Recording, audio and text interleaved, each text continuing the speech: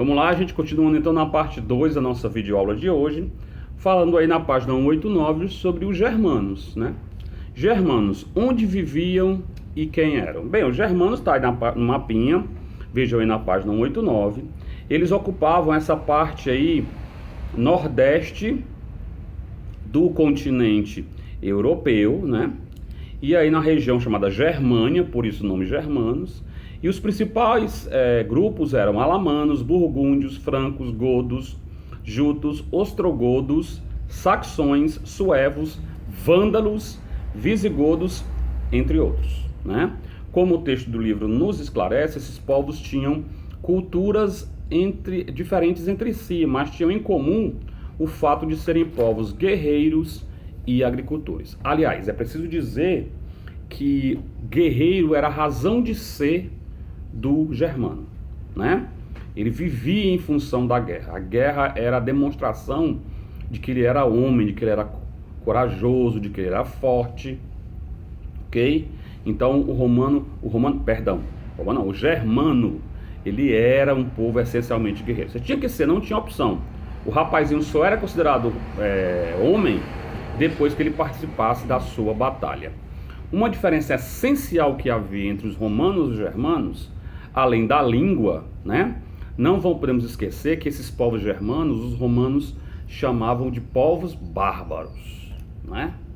Bárbaro, mas não é no sentido de bom não, de legal não. Povo bárbaro, é um bárbaro. O que é um povo bárbaro? Era um povo violento, né? E também que não tinham cultura, né?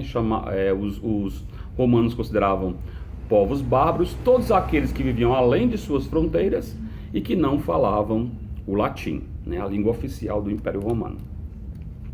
Então, além dessa diferença essencial, os germanos também praticavam outro tipo de direito, né? De lei. Para os romanos, toda a lei tinha que ser escrita. Lex duralex.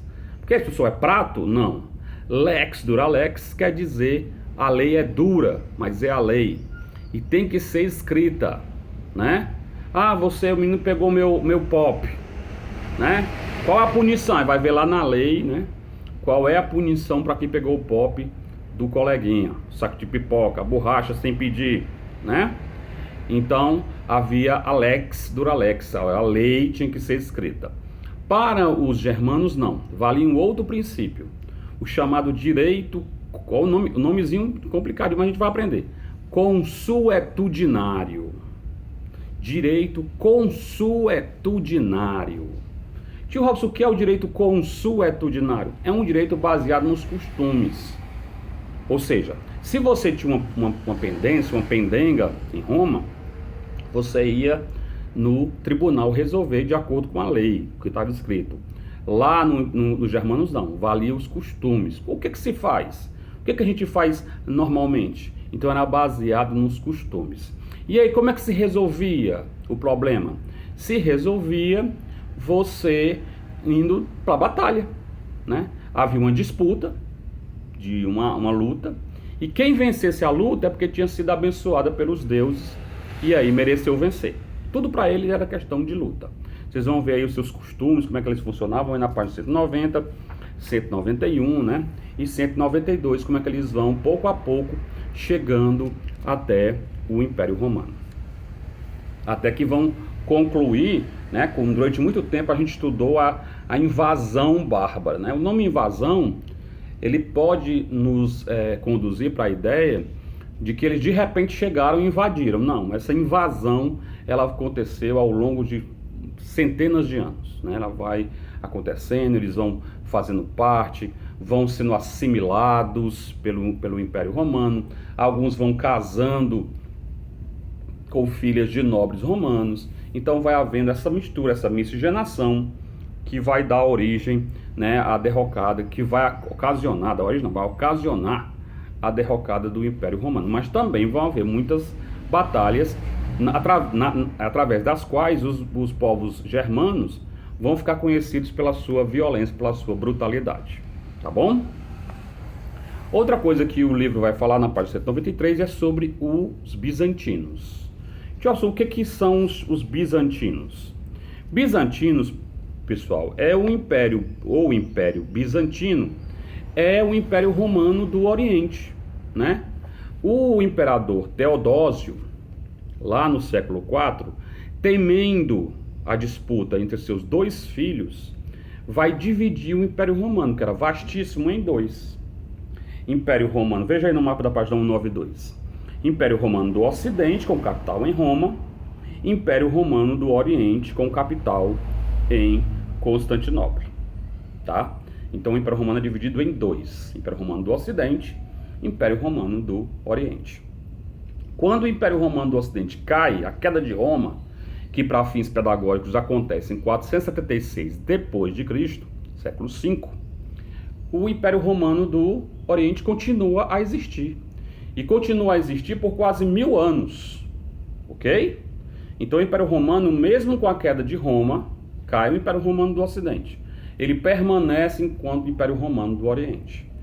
A cultura era diferente. Nós vamos ver que alguns aspectos, vocês vão ver que alguns aspectos da sociedade, da política, de como funcionava o Império Romano do Oriente, eram diferentes do Império Romano do Ocidente. Mas o fato é de que ele permaneceu por mais 1000 anos, até 1453, né? Então ele vai permanecer aí por quase 1000 anos. O livro vai destacar, o capítulo vai destacar alguns pontos importantes, como o governo de Justiniano, que ele se empenhou em estabelecer a unidade do Império Romano do Oriente, obviamente, né? A questão da religiosidade, que era muito forte. Não podemos esquecer, né, que o Império Romano do Ocidente, antes de cair, já tinha virado cristão, a religião oficial, né? Já era o cristianismo. Ele foi adotado como religião oficial. Por que foi adotado como religião oficial? Porque um dos imperadores romanos, numa batalha, pediu orientação. A sua mãe era cristã, né? Então, numa das batalhas, ele pediu ajuda aos deuses, a Deus, e aí viu uma luz, segundo ele, né? Essa luz era a bênção, a informação que ele precisava para transformar o Império Romano em cristão. Mas aí a gente sabe que tem uma questão política também, né? Porque a quantidade de cristãos tinha aumentado bastante, tá bom? O fato é de que o Império Romano do Oriente, do qual nós estamos falando agora, ele era essencialmente cristão, né? Ele vai desenvolver a religião, a igreja bizantina, né? Que, em certos aspectos, permanece até hoje em vários aspectos, né? Nós vamos ver aqui que acontece em 1054, inclusive, o chamado Cisma do Oriente. O que é o cisma? O que é cisma? Divisão, né? Porque o cristianismo se dividiu, né? De um lado ficou a Igreja Católica Apostólica Romana, né? Sede em Roma. Por isso, Igreja Católica Apostólica Romana, sede em Roma. E a Igreja Ortodoxa, né? Igreja Ortodoxa com, né, a grega, ok? Que ficou dirigida por um patriarca. E essa divisão permanece até hoje, né? Tem um Papa Francisco lá em Roma e tem o patriarca da Igreja Ortodoxa grega, né? Pesquisem, quem quiser pesquisar mais o que é a Igreja Ortodoxa. Tem princípios bem parecidos com a Igreja Católica. Finalmente, o capítulo vai falar para vocês sobre os muçulmanos, né? Os muçulmanos seguem uma religião nova, diferente do cristianismo, mas que adota um princípio parecido, é o monoteísmo, tem só um Deus, né? Judaísmo, cristianismo e islamismo são iguais nesse princípio, apenas um Deus. Também a forma como eles chamam Deus, né? Para eles, o Deus é Alá, né? Para muitos de nós é Javé, Jeová, Yavé. Para eles, o Deus chama-se Alá. E ele surgiu de um mercador, de um comerciante chamado Maomé. Para eles, lá, Muhammad, né? O que fez Muhammad? Comerciante, fazia negócios por todo o Oriente Médio, entrou em contato, claro, com judeus e cristãos nos seus comércios. A Península Arábica era uma região que era dividida, descentralizada, tinha vários governos, e muitos deuses, mais de 1000 deuses na época.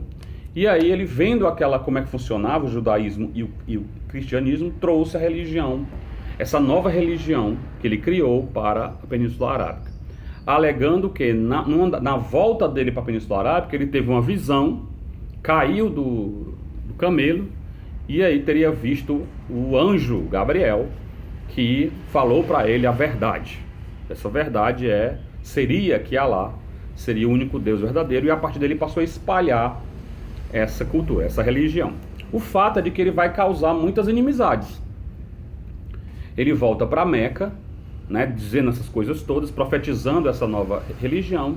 Isso vai causar a inimizade dos comerciantes. Por quê, tio Robson?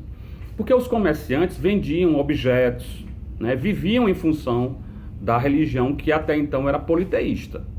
Então eles comercializavam mesmo.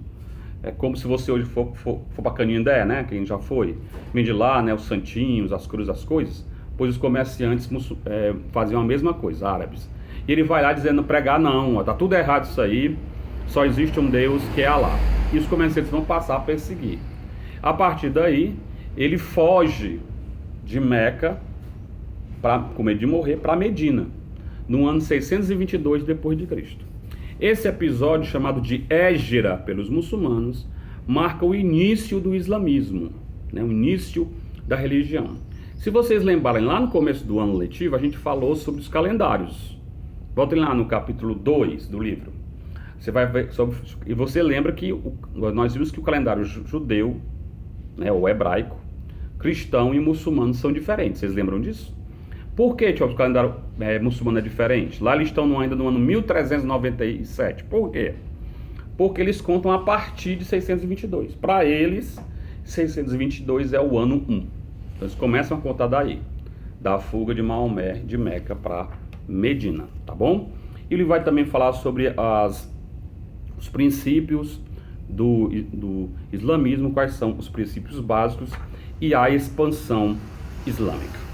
Tá bom, pessoal? Isso foi apenas um breve resumo, porque o capítulo é longo, né? Não dá para falar que tem que ter vários vídeos, mas a gente tentou aqui resumir e dar alguma orientação para vocês fazerem as atividades. Atividades das páginas 201, 202, 203, 204, 205, 6 e 7. Ou seja, da página 201 até a página 207, perguntas e respostas no caderno, tá bom?